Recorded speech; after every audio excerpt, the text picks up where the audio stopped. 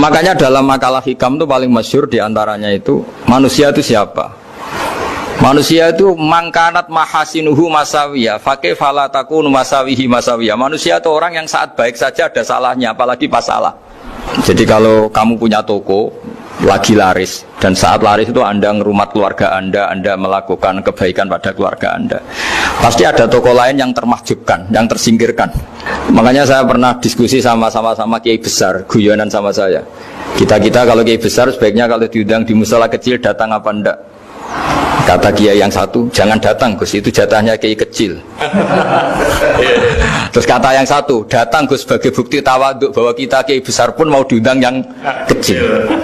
Akhirnya kita ini ya kadang datang kadang enggak, karena kadang kita enggak datang supaya jatah rezeki kiai kecil enggak terambil. Kadang ya mau datang supaya dikira tawaduk.